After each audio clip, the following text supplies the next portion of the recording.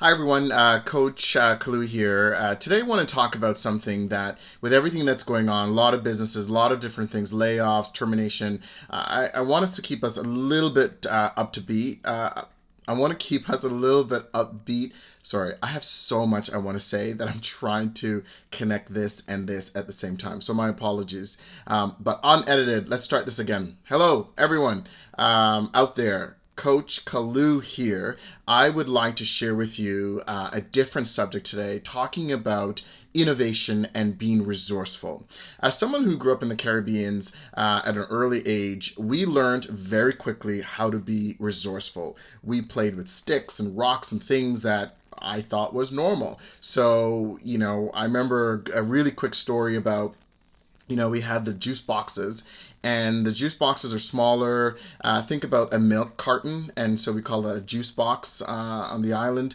And we had these boxes, and what we would do is once we drank from the box, we would have the box on the floor, and we take this massive brick that you use to build homes, and we take the brick and we'd hold it above our heads, and we would drop it on the box, and it'd make this amazing pop sound, and we loved it.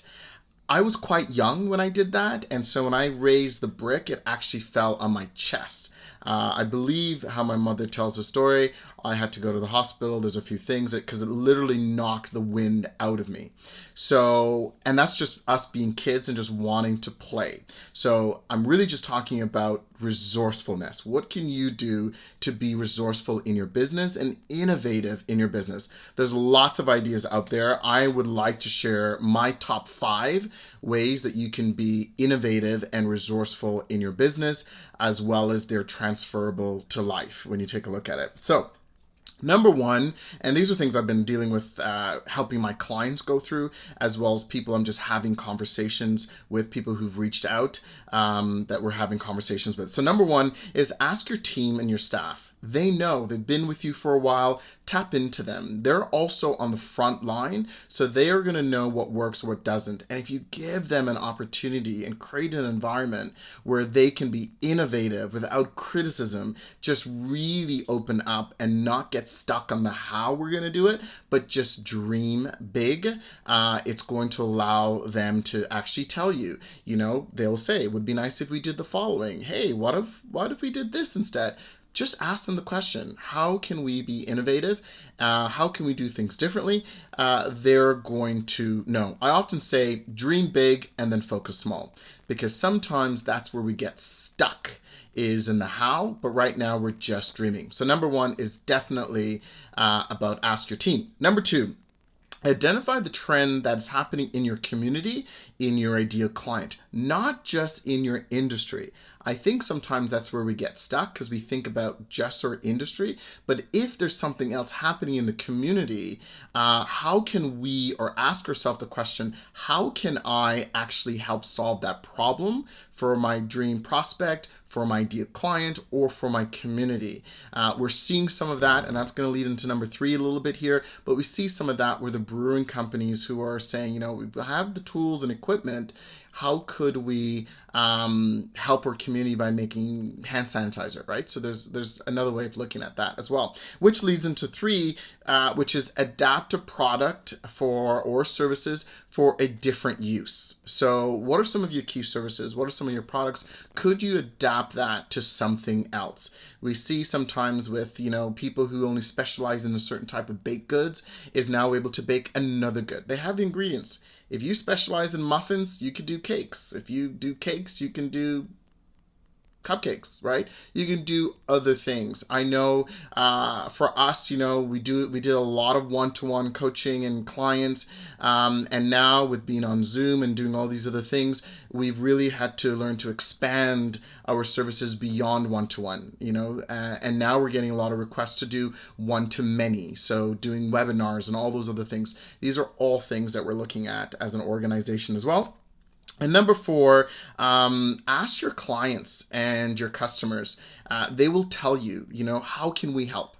Sometimes asking them that question, what are you struggling with right now? And the second question is, how can I help you? They will tell you. We also see the reviews. Go to your Google reviews or testimonials. See what clients have said about your services or products, and see how you can solve that or do more of that. Because sometimes they say these guys are brilliant in this type of area and field, and you may not be focused in that area, but it just happens to be something you get credit for. What if you did that purposefully, right? What if you were actually focused on that? And number 4. Number 5 is a hidden gem. Number 5 is a hidden gem, and you can tell people, I told you to do it. To be honest, Microsoft already told you to do it, but I'm going to take the claim for it.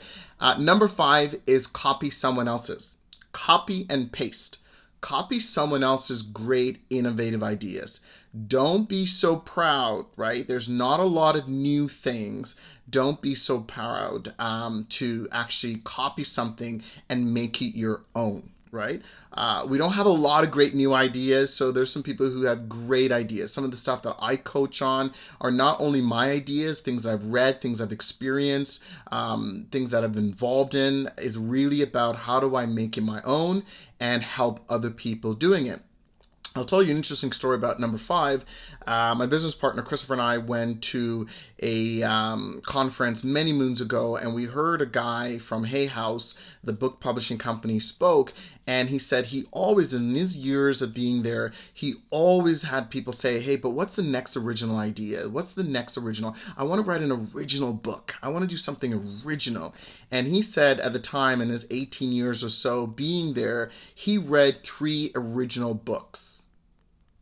3 original books. So for those people who are holding out on doing original, you might be holding out for a while. So be resourceful, be innovative with your thoughts, ask other people, they'll tell you, and be able to copy and paste. If it's working for them, it may work for you. So why not try it out? Please share with everyone your ideas for how you were resourceful, either in life or your business or in your leadership. And so maybe we can get some ideas of what we can do in our own business. So hopefully this was helpful for you. Thank you so much for listening, and thank you for helping others.